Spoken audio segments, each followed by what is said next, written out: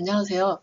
지난 챕터에서는 알고리즘에 대해서 알아보았습니다. 이번 챕터에서는 컴퓨팅 사고력의 핵심 요소 중 하나인 추상화에 대해서 알아보도록 하겠습니다. 8장은 3개의 파트로 나뉘어져 있으며 첫 번째 파트는 추상화의 정의입니다. 학습 내용으로는 문제를 단순화하는 추상화 개념과 추상화를 위한 복잡한 시스템을 단계적으로 분해하는 추상화 수준, 그리고 문제 해결 과정을 형식이 일정한 프로세스로 나누는 개념으로 모델에 대해서 알아보도록 하겠습니다.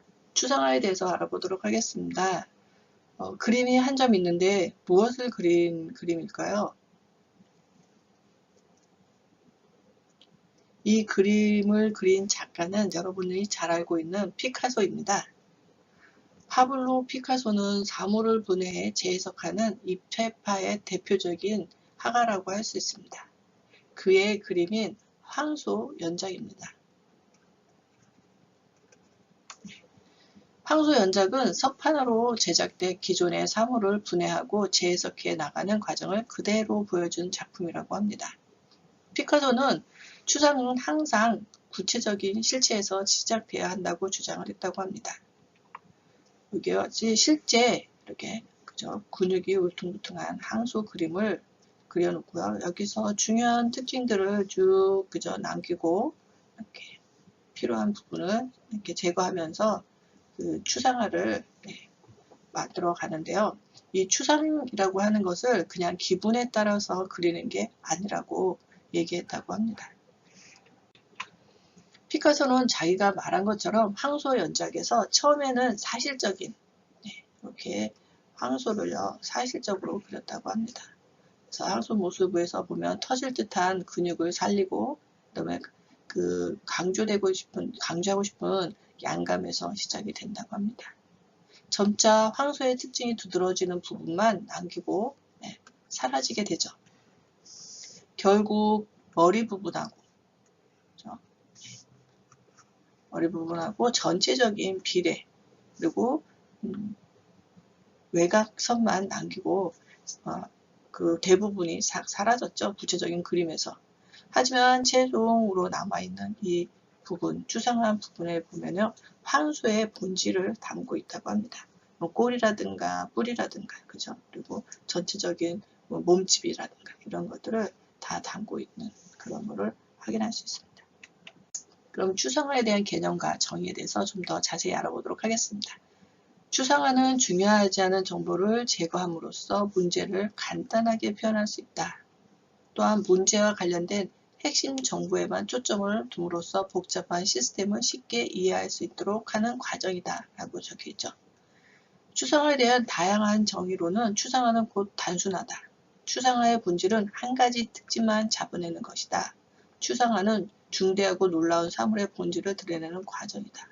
추상화는 복잡한 세계에서 핵심적인 의미를 추출하는 것이다 라고 정의가 되어 있습니다. 다음은 일상생활에서 추상화 사례를 살펴보도록 하겠습니다. 대표적인 것은 도로 표지판으로 통행금지라든가 서행이라든가 일시정지, 양복, 직진 이러한 어떤 행동을 해야 하는 그러한 내용들을 간단한 이미지로 추상화해 놓은 것이죠. 다음은 주기율표라 해서 지구의 모든 물질을 하기호로 이렇게 표현을 해놓은 거죠. 이것도 추상화의 한 예입니다. 다음은 물의 순환. 다양한 물의 변화를 이렇게 간단한 그림으로 기호화해 놓은 것. 이것 또한 추상화에 속할 거고요.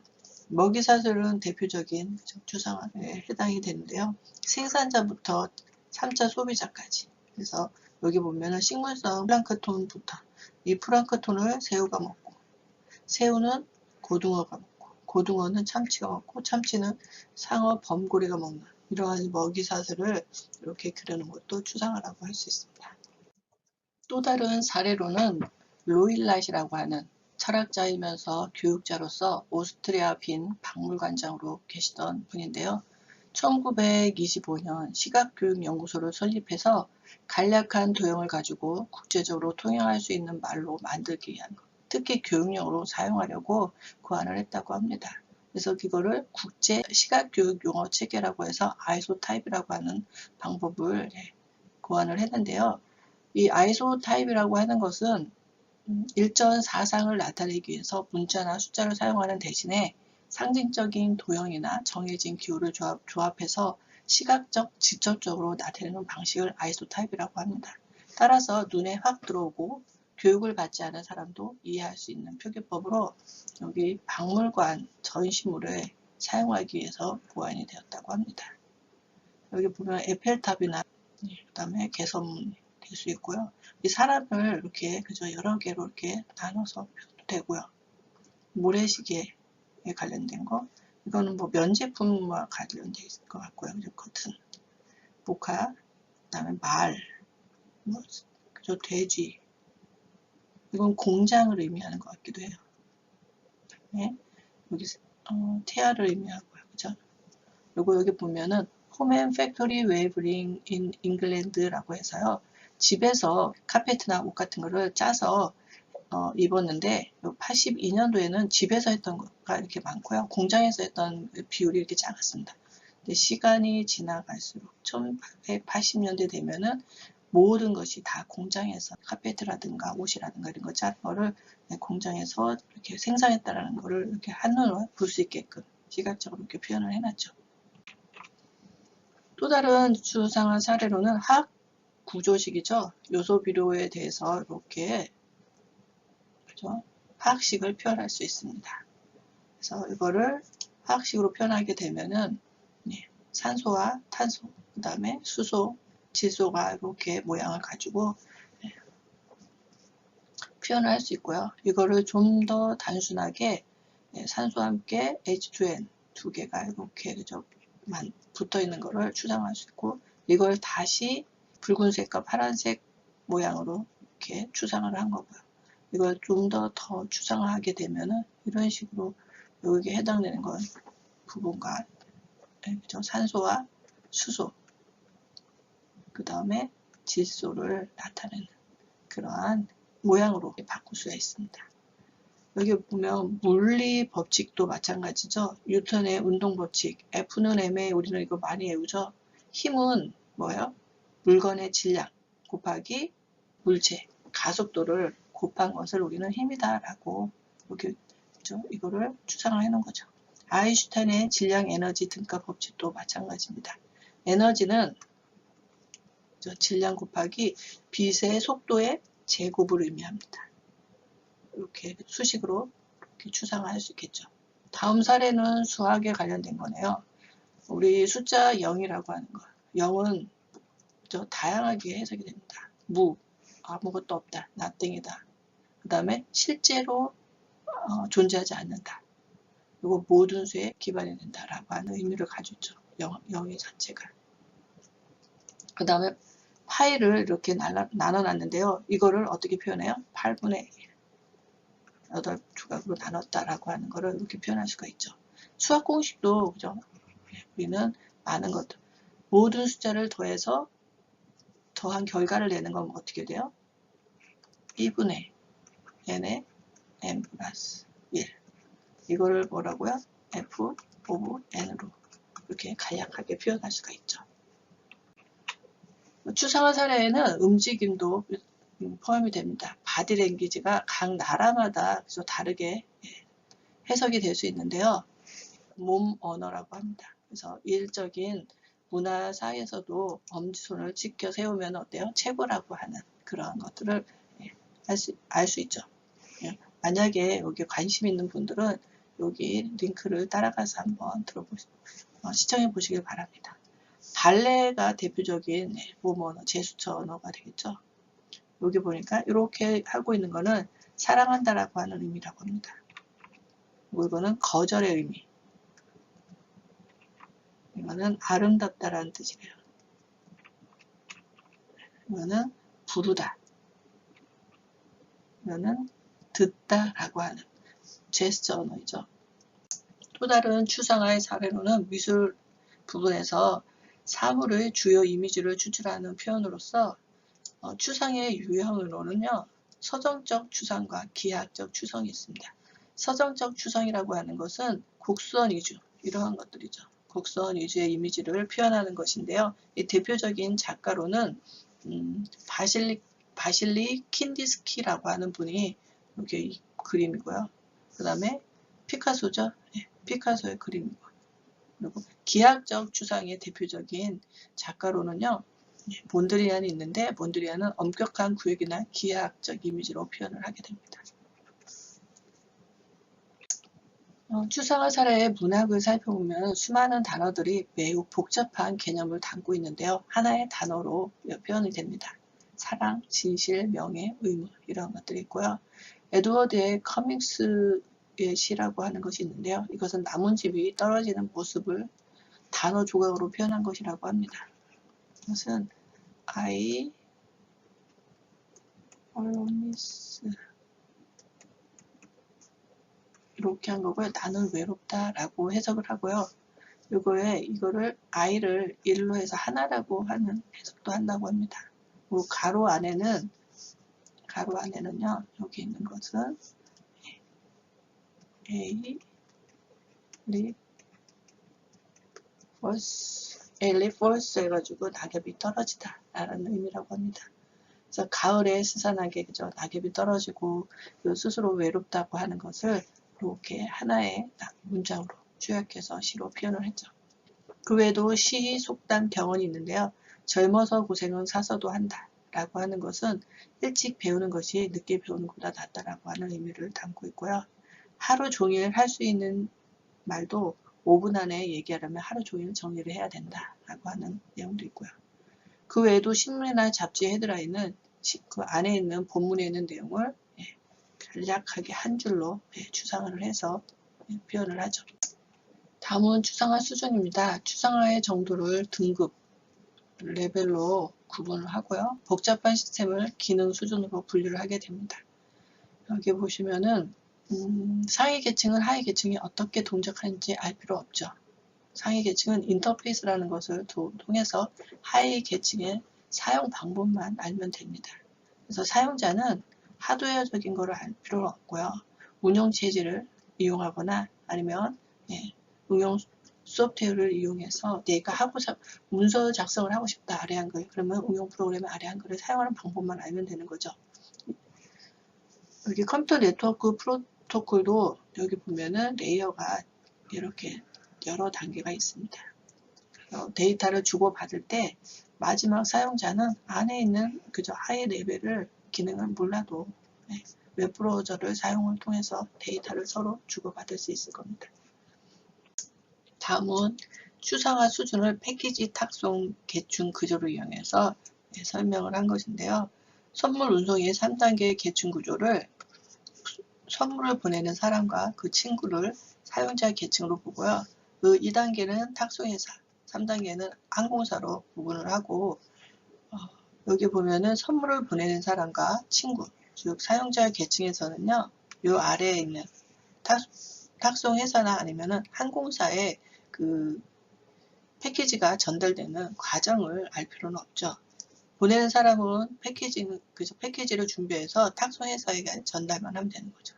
그래서 탁송회사에서 항공사를 위해서 패키지를 컨테이너에 넣고 그거를 항공사에다 전달을 하면 항공사는 그 컨테이너를 어디다가 항공기에다가 실어서 그죠? 중간 기착지를 통과해서 최종 기착지에 도착을 하게 되면은 그 항공사에서는 컨테이너를 비행기에서 꺼내서 탁송회사에서 보내고 탁송회사에서는 컨테이너를 꺼내서 패키지 주소에 그죠? 전달을 하는 그런 과정을 거치게 됩니다.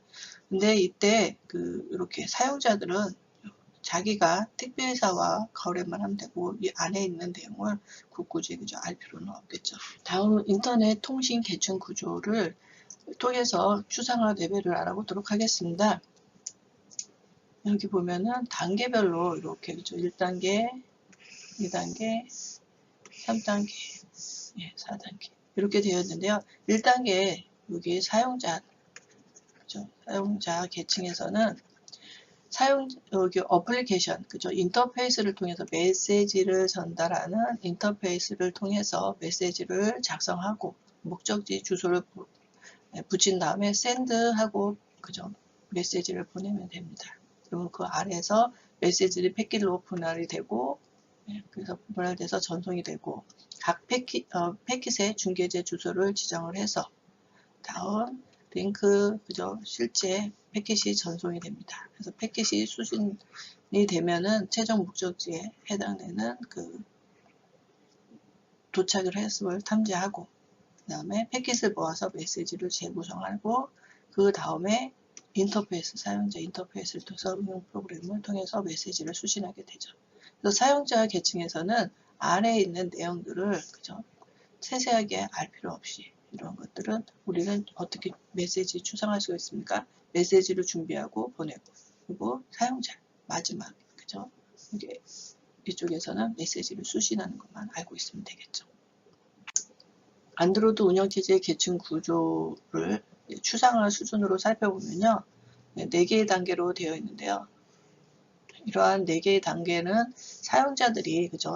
그 수준의 별로 인터페이스를 통해서 실제 필요한 것들을 사용하면 되는 거죠. 그 기능들을 가져다 쓰면 되는데 맨 아래에 단에 있는 것은 리눅스 커널이라고 해서요. 하드웨어 운영과 관련된 것들을 보호하는 겁니다.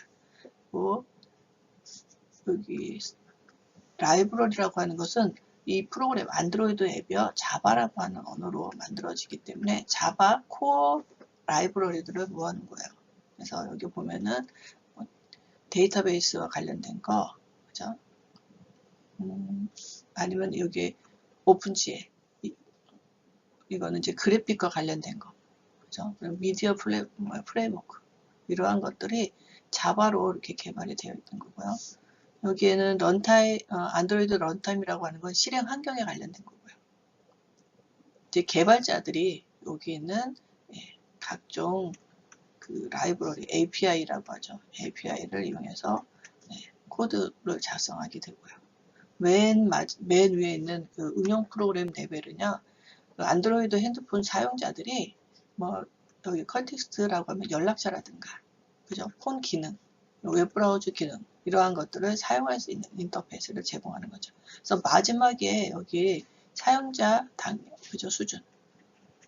사용자 단계에서는요, 아래에 있는 기능들을 세세하게 알 필요 없이 사용자 인터페이스를 통해서 아래의 기능들을 사용할 수가 있을 겁니다. 다음은 자동차 제어 계층 구조입니다. 자동차에 탑재된 소프트웨어 계층 구조를 추상화 수준으로 살펴보면은 4개의 단계로 이렇게 구분을 되어 있죠. 이거는 아마 자동차, 그죠? 자율자동차, 세미 자율자동차 정도 되는 것 같습니다. 그래서 여기 보니까 센서 측정 계층이 있고, 그 다음에 판단, 제어, 사용자 인터페이스 이렇게 계층으로 나눠 있고요.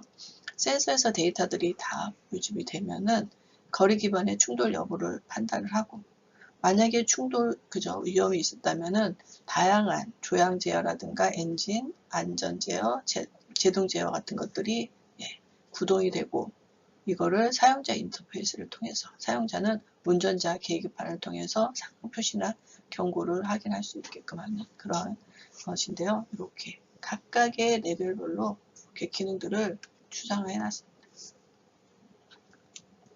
다음은 모델에 대해서 알아보도록 하겠습니다.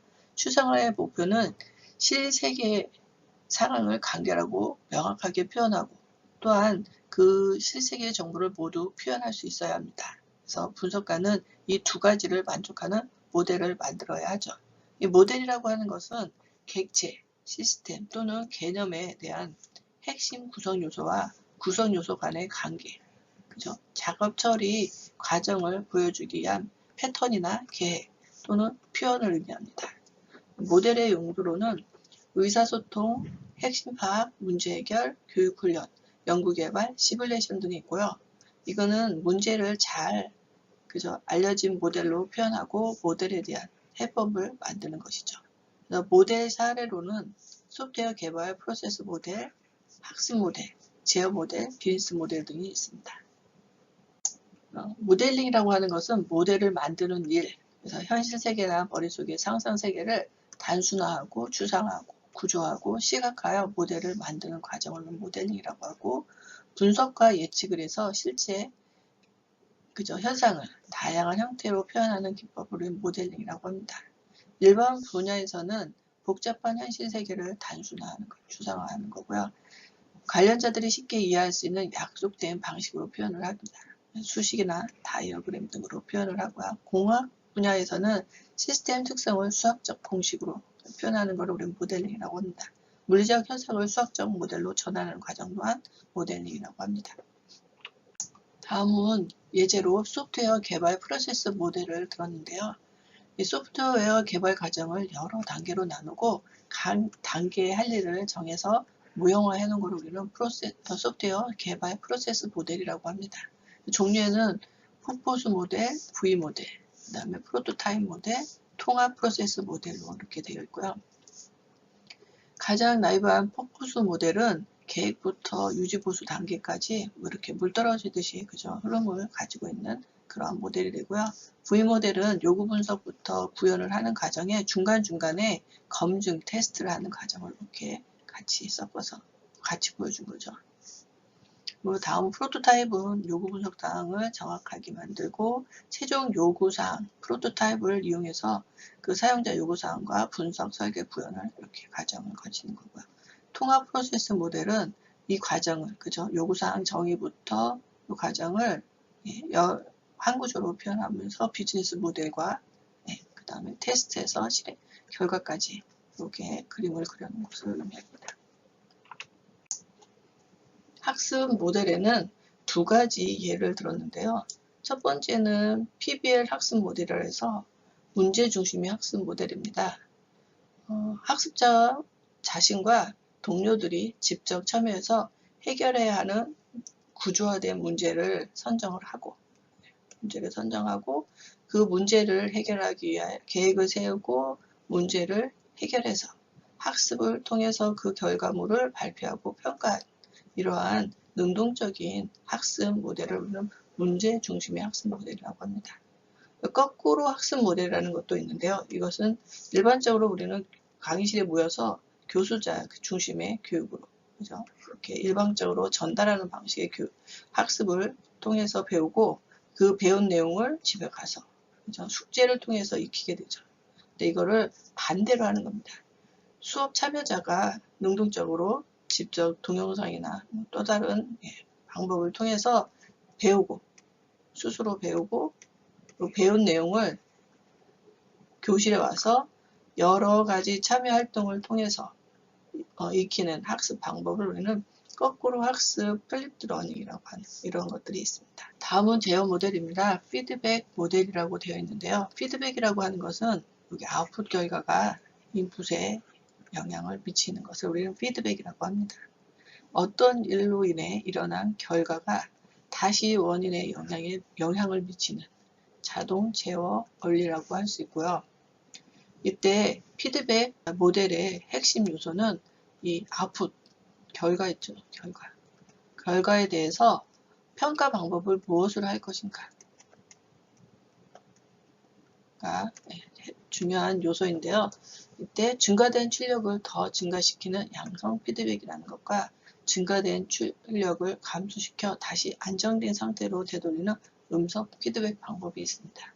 그 외에도 입력에 영향을 어느 정도 할 것인가 그것을 결정하는 것도 중요한 요소이기도 합니다. 그래서 이와 같이 최적의 값을 얻기 위한 노력을 우리는 튜닝이라고 합니다. 그래서 튜닝을 통해서 피드백, 서로 결과값을 입력으로 넣고 입력을 다시 또 튜닝을 해서 스스로 제어를 할 수 있는 원리, 이런 제어 모델이라고 합니다.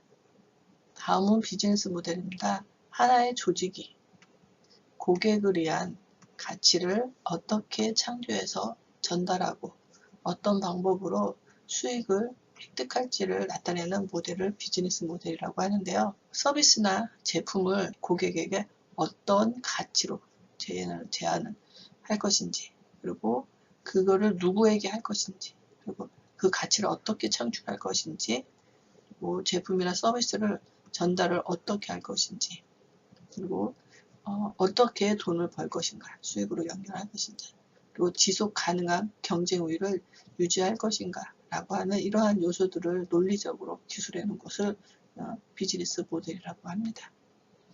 지금까지 소프트웨어 개발 프로세스 모델, 학습 모델, 제어 모델, 비즈니스 모델 등을 살펴보았는데요. 모델이라고 하는 것은 실세계 관심 있는 영역에 문제를 해결하기 위한 여러 다양한 요소들 간의 관계를 논리적으로 기술해 놓은 것이라고 할 수 있을 것 같습니다. 다음은 퀴즈 문제입니다. 앞에 배운 내용을 상기하면서 문제를 풀어보시길 바랍니다. 수고하셨습니다. 다음은 8장 두 번째 파트의 문제 해결과 추상화에 대해서 알아보도록 하겠습니다.